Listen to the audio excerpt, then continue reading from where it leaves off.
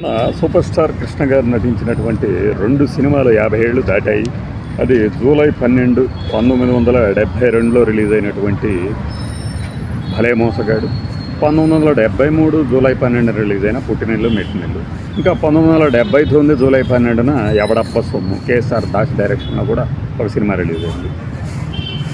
మొదటిగా మనం భలే మోసగాడు సినిమాకి విషయానికి వస్తే పోకిరి టైప్ క్యారెక్టరైజేషన్ కృష్ణ గారిది. ఇందులో విశ్వప్రసాద్ గారు అప్పట్లో డిటెక్టివ్ నవెల్స్కి స్పెషలిస్ట్, ఆయన కథ.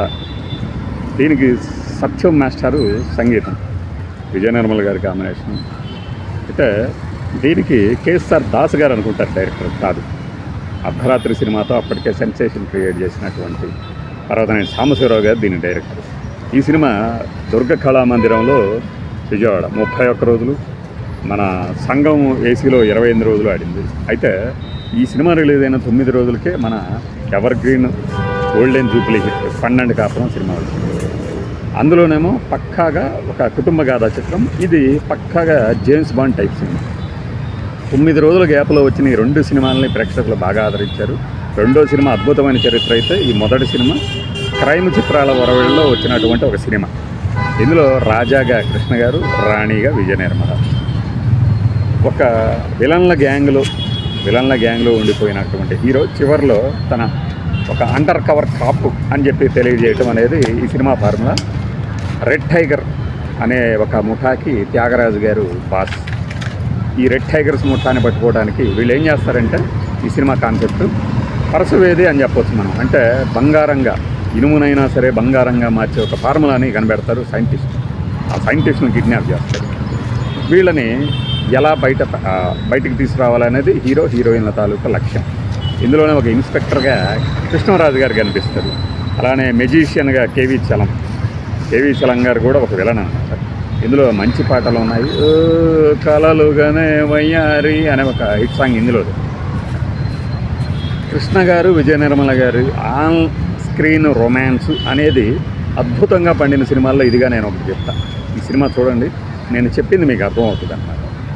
కృష్ణ గారు అప్పట్లో జేమ్స్ బాండ్ తరహాకు 65 తర్వాత వచ్చిన సిరీస్ ఒక 50 ఉన్నాయి అనుకుంటే, అన్ని డిటెక్టివ్లు జేమ్స్ బాండ్లు కలిపి.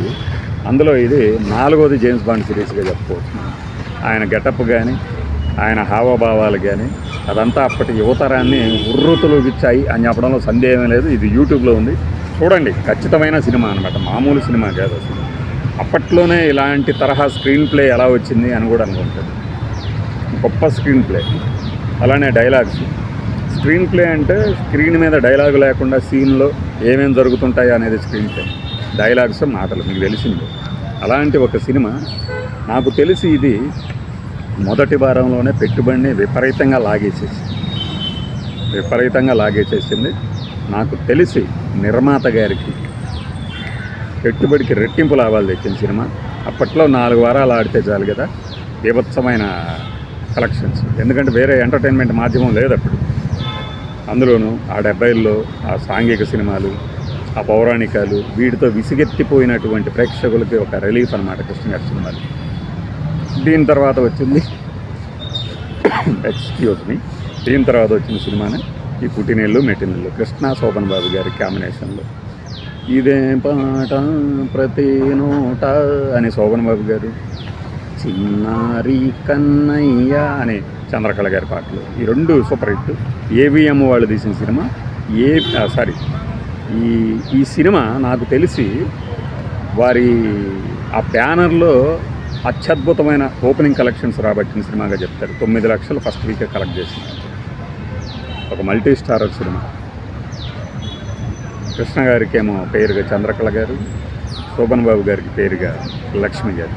కృష్ణ, లక్ష్మి ఒక భాగ్యవంతుల కుటుంబంలో, అంటే రిచ్ ఫెలోస్ అన్నమాట. నాగయ్య గారి సంతానం. అయితే నాగయ్య గారికి కుష్టి వ్యాధి రావడంతో ఆయనకి ట్రీట్మెంట్ను ఒక రహస్యంగా ఒక గదిలో ఉండి ఇప్పిస్తుంటారు.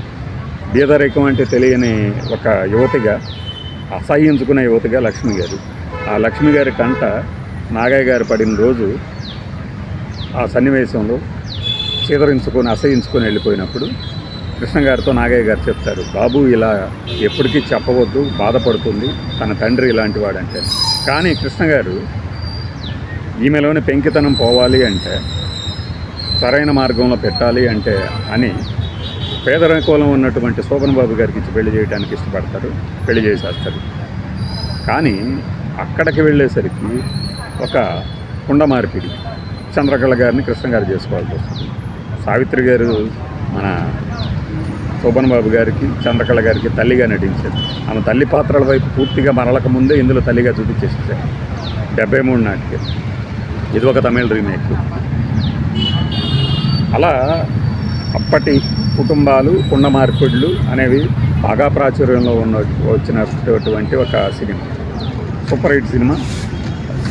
ఎక్కడెక్కడ ఎలా ఆడింది అంటే కనీసం ఒక 7 సెంటర్లో 100 డేస్ ఆడితే, గుంటూరు నాజులో 79 రోజులు, విజయవాడ దుర్గ కళామందిరంలో 100 రోజులు, వెంకటేశాలో హైదరాబాద్లో 43 రోజులు, అత్యధిక ప్రింట్లు. ఈ సినిమా బ్యానర్ వాళ్ళు 36 ప్రింట్లు రిలీజ్ చేసిన సినిమాగా దీన్ని చెప్తూ ఉంటారు.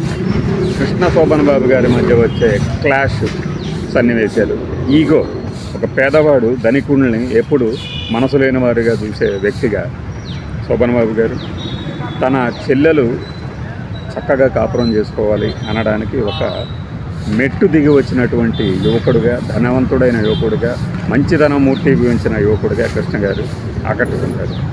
ఈ క్లైమాక్స్ సుఖాంతమవుతుంది. కానీ ఈ మధ్యలో కుండ మార్పిళ్ళు కనుక జరిగితే ఈ ఇంట్లో భార్యను కొడితే ఆ ఇంట్లో భార్యను కొట్టి పంపించడం, లేదంటే తిట్టి పంపించడం అనేది ఒక ఆనవాయితీగా సాగాయి. కనీసం 2000 సంవత్సరం వరకు కూడా సాగినాయి ఇట్లాంటివి. అలాంటి ఒక కుటుంబ గాథా చిత్రం పుట్టినిల్లు మెట్టినిల్లు. చాలామంది ఈ సినిమాకి అభిమానులు ఉన్నారు. ఇప్పటికీ ఇది 50 ఏళ్ళు పూర్తయిన సందర్భంగా వీళ్ళు ఒక సావనీరు కూడా రిలీజ్ చేసినట్టున్నారు. అయితే అది విజువల్, ఒక గొప్ప సినిమాగా ఈ మల్టీ స్టారర్ సినిమా అని చెప్పుకోవచ్చు. ఇక్కడ 79లో వచ్చినటువంటి ఎవడబ్బ సొమ్ము, ఇది టైటిల్ అంత రఫ్గా ఉందో చూడండి. ఎప్పటికీ మన వాళ్ళు పెడతా ఉంటారు, ఎవడబ్బ సొమ్మురా ఇది, ఎవడబ్బ సొమ్మని కులికేవు అనే ఒక టైటిల్ సాంగ్ ఇందులో. అలానే తల తల తలుక్కు కులుకులు కులుక్కు అనే ఇంకొక పాట. జేవి రాఘవుల గారు దీనికి సంగీతం. Ever green director KSR Das గారు, కృష్ణ గారి సక్సెస్ పరంపరలో ప్రధాన పాత్ర పోషించినటువంటి ఒక టాప్ డైరెక్టర్. తెలుగు వాళ్ళు గుర్తించకపోవచ్చు కానీ కన్నడగులు ఈ కేఎస్ఆర్ దాస్, కొండ సుబ్బరామదాస్ని చక్కగా ఆదరించారు. అప్పుడు 79లో వచ్చినటువంటి సినిమాలో శ్రీప్రియ గారి హీరోయిన్, ఈశ్వర్రావు కవిత ఒక దంట, సత్యనారాయణ షావుకార్ జానకి గారు, ఇంకా త్యాగరాజు గారు విలన్. త్యాగరాజు గారే ఇందులో విలన్, ఆ భలే మోసగాళ్ళు విలని. ఈ ఎవడబ్బ సొమ్ము అయితే ఒక ఫ్లాప్ సినిమాగానే పోయింది, ఒక డబ్బా సినిమాలాగా. కాకపోతే మాస్ ప్రేక్షకులు, కృష్ణ గారి ఫ్యాన్స్ బాగా ఎంజాయ్ చేసిన సినిమాగా చెప్తూ ఉంటారు కొంతమంది అయితే ఇది ఒక సుత్తా సినిమారా బాబు అని చెప్తూ ఉంటారు. ఈ డబ్బా రేకుల సినిమా విజయవాడ శాంతిలో 28 రోజులు, హైదరాబాదు సంధ్యాలో 22 రోజులు ఆడింది. అంటే అర్థం చేసుకోవచ్చు, డబ్బాలు వచ్చినట్టే పోయాయి అని. బహుశా కృష్ణ గారు కూడా చెప్పుకుంటారు అప్పట్లో, మన సినిమా పోయిందయ్యా 4 వారాలు ఆడింది అని. మనం చెప్పిన నెంబర్లో తప్పు ఉండొచ్చు, 43 కాస్త 50 కావచ్చు, లేదంటే 40 రోజులే కావచ్చు ఈ 3 సినిమాల్లో. కానీ ఒక డేట్లో 3 ఏళ్లలో వచ్చినటువంటి సినిమాలు 3 సంవత్సరాల్లో, 72, 73, 79లో. ఇది సూపర్ స్టార్ అభిమానులతో పాటు పాత సినిమాల అభిమానుల కోసం ఇస్తున్నటువంటి వీడియో. బాయ్.